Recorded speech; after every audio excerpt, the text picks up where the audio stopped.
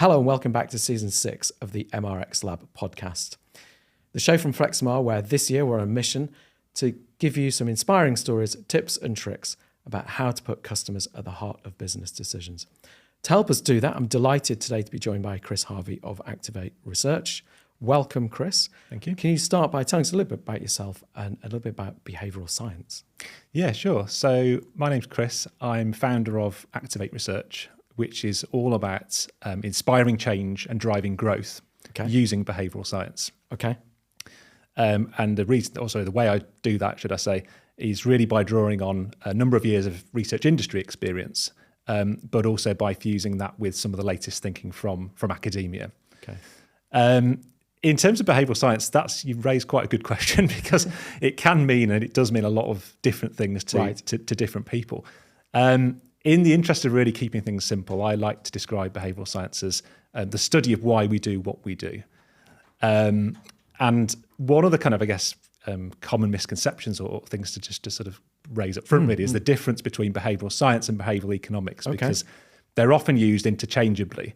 And while there is some overlap, they are quite different. So essentially both are about understanding why we do what we do, but behavioural economics has a much more narrow focus. It's much more about understanding economic decisions, whereas behavioural science is much broader. So we talk about all kinds of other decisions and behaviours that we might do.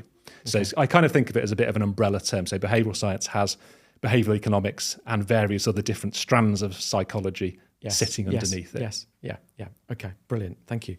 And behavioural science, why do you think it's become so important to our sector of market research and customer insight? Why do you think it's grown in such importance recently? I think there's a few things. I think the main thing is it's been marketed very well. So it came along probably going back 12, 14 years now with people like Daniel Kahneman and so on. Yeah. And, there are a number of very cool studies that came out, and they often gave the impression that, humans were quite easy to manipulate, if you like. So there's various, I'll give you a classic example of a study where there were two different groups of people. So one was sent to a wine store, where they were playing, I think it was French music. Okay. A bunch of other people were sent to a different store where I think it was German music. And one of the key insights from that was that they found that the music that was playing in the store really swayed people in terms of whether they bought French wine with the French music or German wine, if such a thing exists, in the second store. And so studies like that were really interesting, but as I say, also led people to this idea that people could be shifted quite easily, really, which is not necessarily always the case. And I think it's the same with things you may have heard of System 1 and System 2. So this idea that we've got two parts of the brain, and these ideas are quite simple but quite enticing, really. That we can kind of hack into people's brains in one of these two different ways and get them to do what we want to do. So that's kind of quite a big reason why those types of reasons were quite key to behavioural science taking off, really. Okay. And when you say System 1, just explain a little bit about System 1, System 2, a little bit more. Yeah, so this is sort of going back a few years, really. But we were thought to make decisions in System 1 if they were fast, automatic, intuitive decisions without really sort of thinking too much. Whereas System 2 was much more about considered, slower responses. But it's interesting because a lot of some of those early findings have actually been disproved to a large extent, and behavioural science is actually moving in a slightly different, more direction now, where it's kind of less about these two bits of the brain and individual behaviour, and a bit more towards thinking holistically and about how we're influenced by other people and some of those other things, really. Yes, yeah, I was going to say it sounds more holistic than just almost two narrow distinctions. But as I say, that was a great way of hooking people in to get them interested. Well, it's the one that's why I asked. It was the one that always sticks in my mind. It's the one that you'll hear about so many times. Is it as well? What is it? What do you think matters there in terms of consumer decision making and the importance of behavioural science? How's it changed our perception of consumer decision making? I hope it's widened our understanding of the sheer number of different factors that can affect our decision making, and indeed the complexity of our decision, not all the time, but in a number of cases, I think we've been a bit guilty of underestimating the complexity and perhaps overly relying on, attitudes, for example. Yes. One thing in the industry we've said for many decades is, quant is all about understanding the what, qual is about understanding the why. I like to talk about behavioural science as about understanding the how. So really going deeper and how have people arrived at the decisions they've made? What sort of processes have they been through? Perhaps in the distant past as well. Previous times they've taken that type of decision. Yes. So yeah, I hope and I think that behavioural science has helped people to realise that that there is a lot more to it. So for example, some of the different types of things that I sometimes investigate in projects might be around people's personality traits. Mm-hmm. It might be around people's past experiences. It might be around their knowledge. It might be around incentives, social influences, memory, lots and lots of different things that I guess with a lot of those we sort of intuitively thought that they might have an influence in the past, but we didn't really have a proper framework with which to investigate those, and indeed to report back to clients what that language of those types of things I mentioned can be quite a nice way to explain what's going on to people. Yeah, the framework I think is a really strong point there. As you talk about it, it gives us a framework, I think, to understand the complexity of how people go about making decisions in there. Which brings me swiftly into quite a nice little sort of juncture for me here, which is we focus a lot on consumer decisions, and behavioural science does quite rightly. And obviously that's heart of what customer insight is about, right? Understanding the customer. Yeah. But one thing that's been concerning me recently is the amount to which we focus on consumer decisions rather than actually how organizations make decisions. And when we looked at this at Google Scholar and things like that, academic research, commercial interest, it's so much greater, almost 2 times, 3 times more interest in how consumers make decisions than organizations. And to put that in context, I worry that if we don't understand the latter, is understanding consumer enough? Because it won't necessarily change the business. Yeah. So can I sort of ask you for your opinion on whether behavioural science, whether you think behavioural science can help us understand the way organizations make decisions? Yeah, absolutely it can. Yeah, I think there's a bit of a myth that, once we step into our office, whether that's physical or at home, we suddenly become a completely different person who's very, rational and is not influenced by any kinds of other things, which is of course, far from the truth. I mean, I guess the types of things we're influenced by in our work decision making may well be very different to those in our consumer decision making. Yes. One example might be cultural factors within an organization. Another could be around incentive structures within an organization. So I'm definitely not saying that, we'll be looking for the same types of things necessarily that would be influencing people.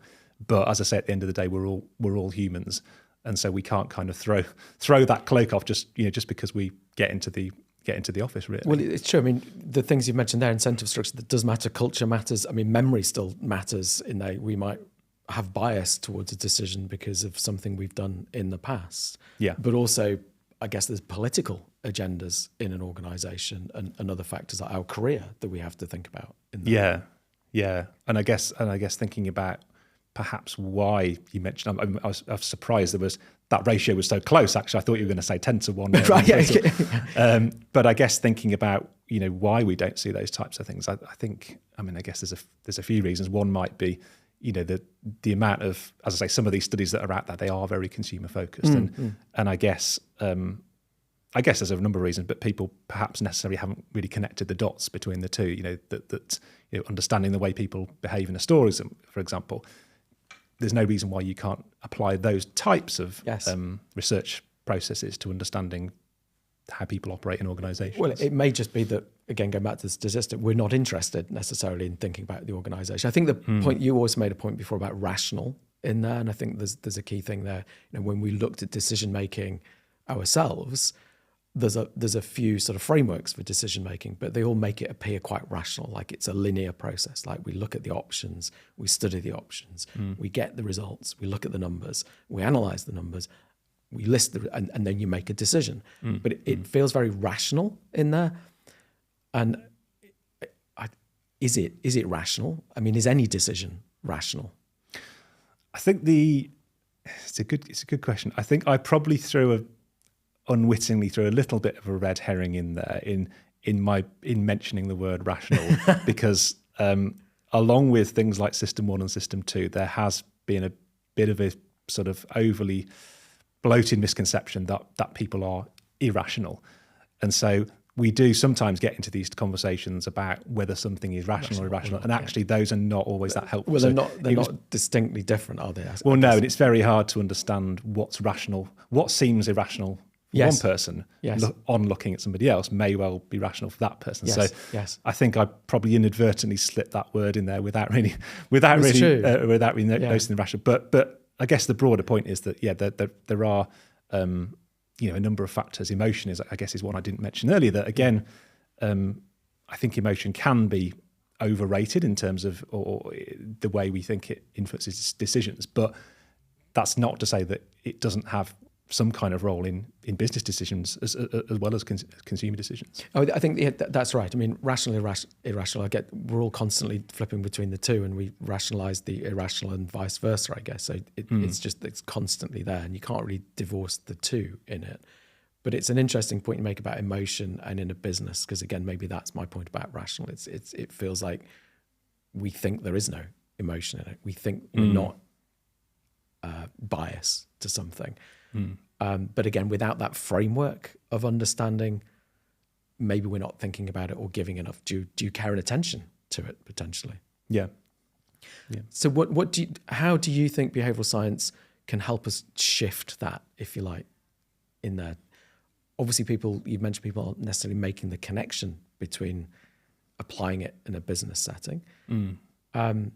What do you think we can do to help people come to that conclusion or move us more into that? Yeah. So one of the tools I use a lot in consumer research is the idea of a behaviour change model. Okay. So the idea of a behaviour change model, it helps you understand, first of all, what types of things are influencing people's behaviours currently in that situation. But then once you've identified those, what types of things we can do to try and change those behaviours. So if we're thinking about, for example, why people in organisations aren't, really thinking from a behavioural science perspective, models provide us with a number of different hypotheses that we can investigate. So I guess to give you an example, one very robust but very straightforward model is known as the COM-B model. And this was developed at University College London, and effectively the three bits of them, the C, the O and the M, say that in order to do a particular behaviour, we need to have three different things. We need to have the capability to do it, we need to have the opportunity to do it, and we need to have the motivation to do it. And so just briefly in terms of what those three things mean. So capability is typically around things like having the knowledge about something, having the awareness about something, having the skills to do that thing. Opportunities are slightly broader in that it talks about physical opportunities, having the time, the access, those types of things, but also having a socially conducive environment. So, having being comfortable doing that particular behaviour within the culture that you're in. And then lastly, it talks about motivation. So once you've got capability and opportunity, you need to have the beliefs about that particular thing that it's worthwhile doing.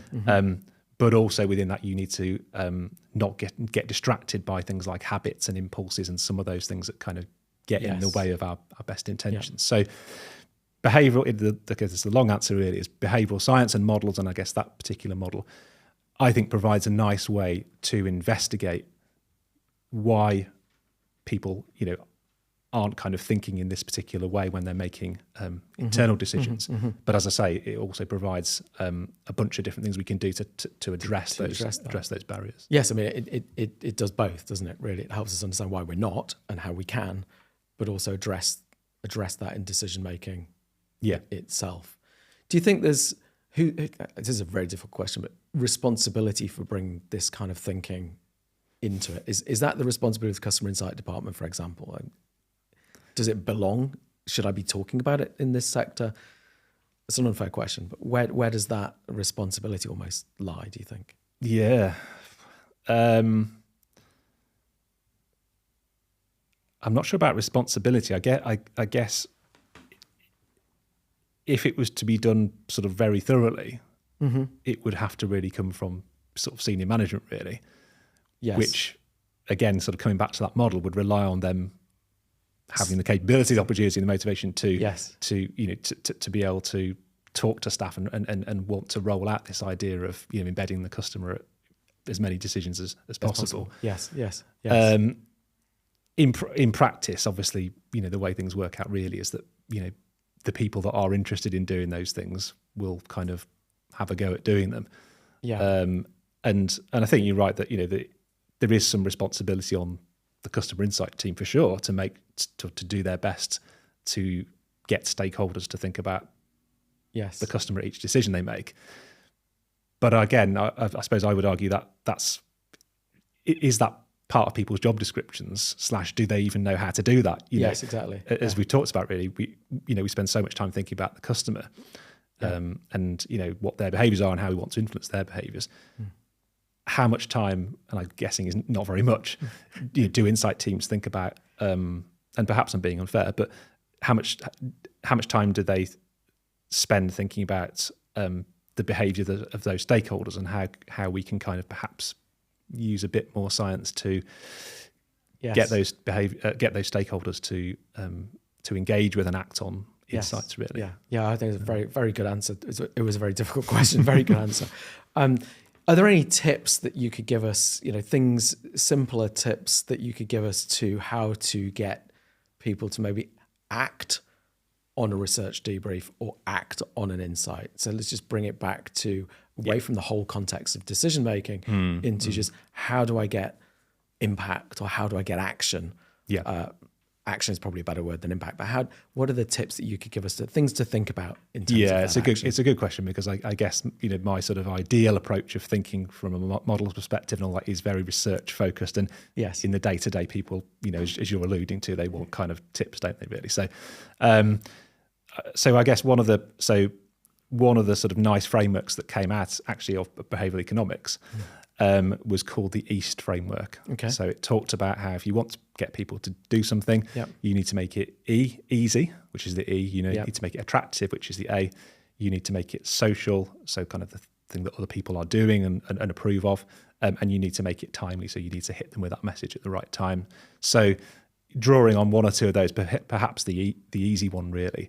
And I guess it kind of sounds obvious we should be doing this anyway, but really thinking about our stakeholders and making insights as easy to digest as possible, which I think we do.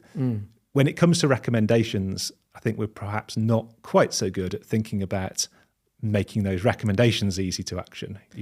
We're often sort of perhaps wanting to come up with a whole range of different things, some quite shiny things, and actually, perhaps in our hearts we know that that's not really going to land and they're not going to be able to do it. Yeah. But actually thinking from that ease perspective in terms of the recommendations as well. Yeah. And I guess sort of just thinking about the S within that framework, so the social.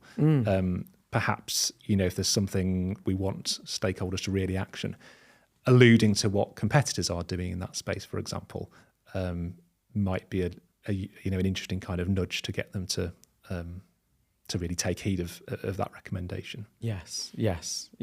And finally, one last question before the end. What's the one thing, if you think about the audience today, what's the one thing, one message or tip, what's the one thing that you think they should take away from our discussion today? I think it's to not underestimate the complexity of human behaviour. I think that's it, really. I think we are kind of guilty sometimes of boiling things down to, we talk a lot about behaviours and attitudes, which is great. But as I mentioned earlier, there's often a lot of other things going on, whether that's people's knowledge levels or incentives or what other people are doing, a lot of those other things as well, really. So, I appreciate that's probably not what people necessarily would want to do, is that might lead them down another more complex path. But it's a really interesting point to stop and pause and think about the complexity of decision, because again, that's the context of which your report, even if you use the EAST framework, is the context of which that report's going to land in there, which I think is a really great point for us to end on. So thank you, Chris, for joining me today. Thank you to the audience for tuning in and listening. We may be out of time today, but we will be back with another episode next month with more inspiring stories of customer insight success. And until then, I've been your host, Paul Hudson, and this has been MRX Lab.